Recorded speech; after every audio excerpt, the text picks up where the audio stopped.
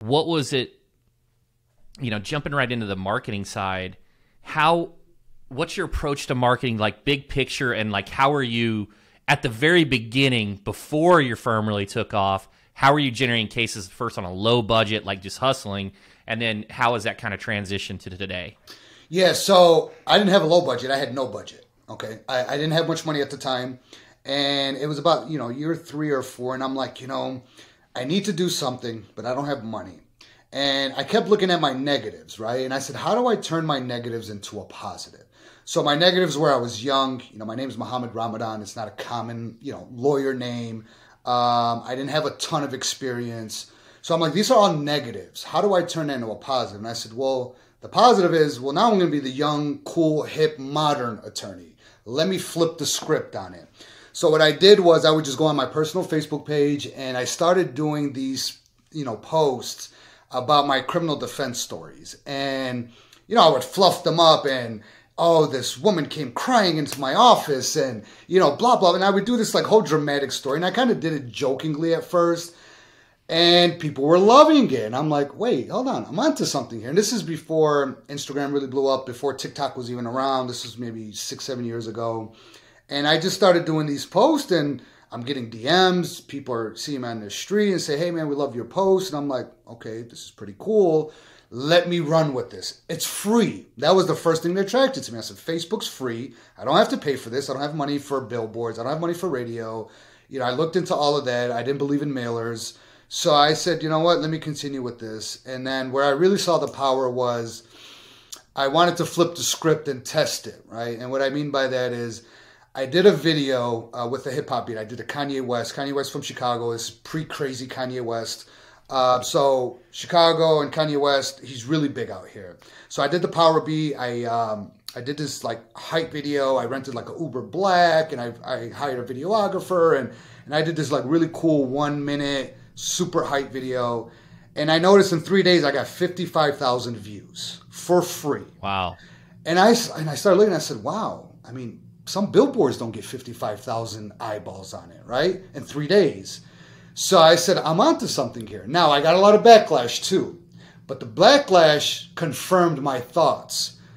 The legal world wasn't ready for this. They weren't ready for someone to flip the script on their head because a lot of the law firm owners at the time, no offense, but were really older white males. And I saw an opening for someone like myself to come in and be an alternative to the traditional legal world, right? Everything you saw from the legal world at the time was, again, an old white male behind a, book stacked behind them in a suit and tie that they've had for 20 years.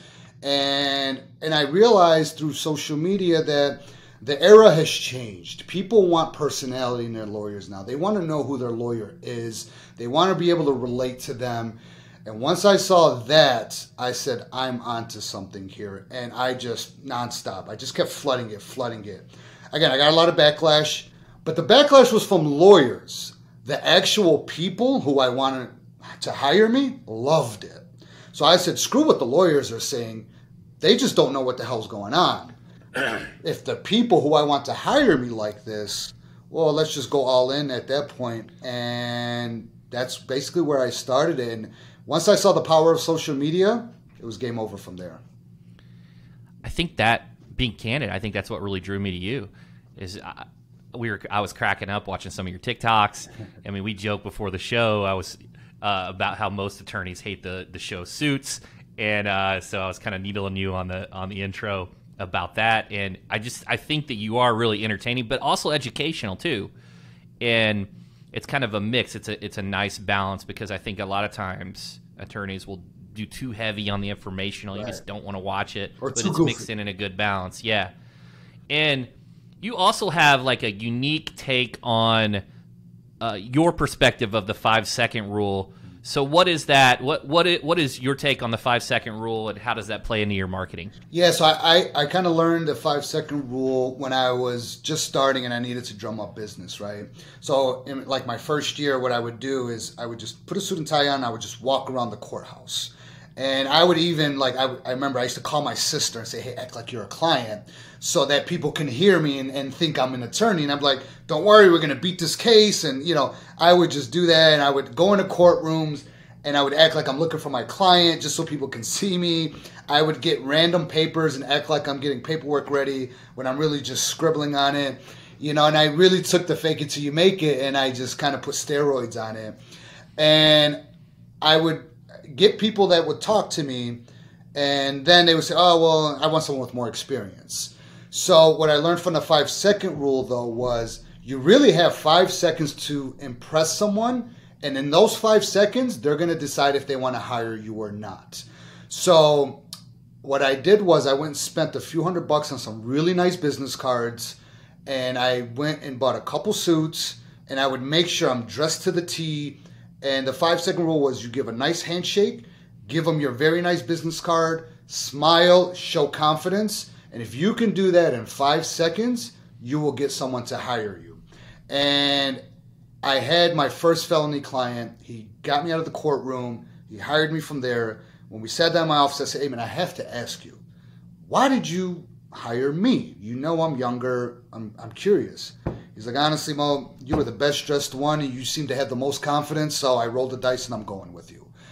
And I said, wow, like people really do look at those things. And once I kind of learned that, yeah, every time I met someone, in my head, good handshake, good business card, smile, shoulders up, show confidence, and you'll get someone to hire you. Because when you don't have anything else, all you have is yourself. So sell yourself. The one thing that I think of when you say that, and first of all, that's brilliant, and that makes me think about reframing, even on the podcast, maybe dressing up a little bit more, other than the Under Armour and stuff that I'm used to.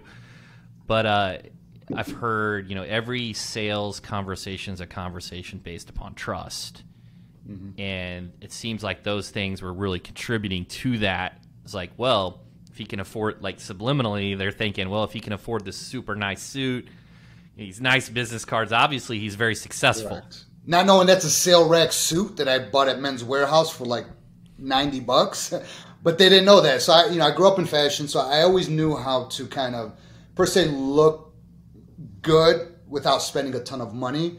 And I didn't have a ton of money anyways, but yeah, they didn't know that was an off the rack, sale rack suit. They didn't need to know that.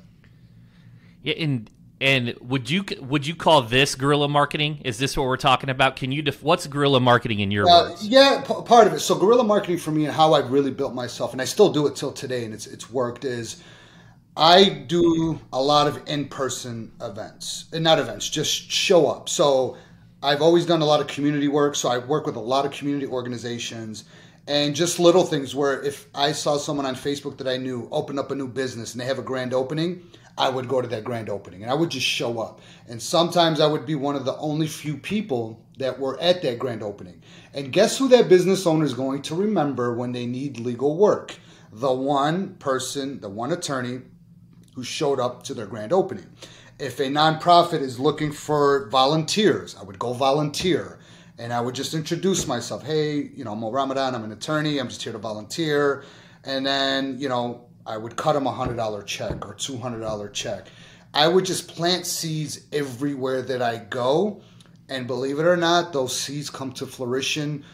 It might not be right away, but at some point, those seeds do grow. So when I say guerrilla marketing, it's really, you know, being in people's face, being out on the streets, it's being at events, it's letting people know who you are. And all of this is free. Like, you don't have to give a donation, right?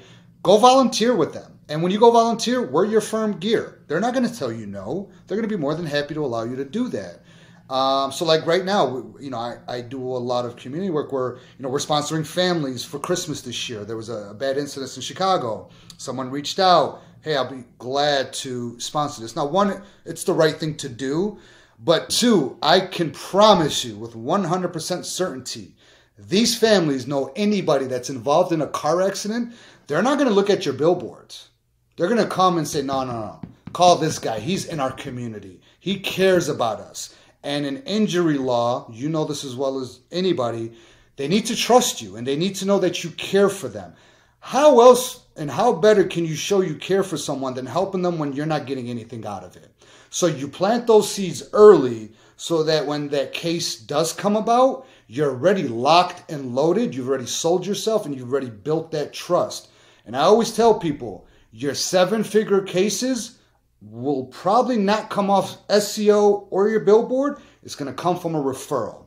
Build those referrals, build those trusts by showing up and showing your face, and the people will call you.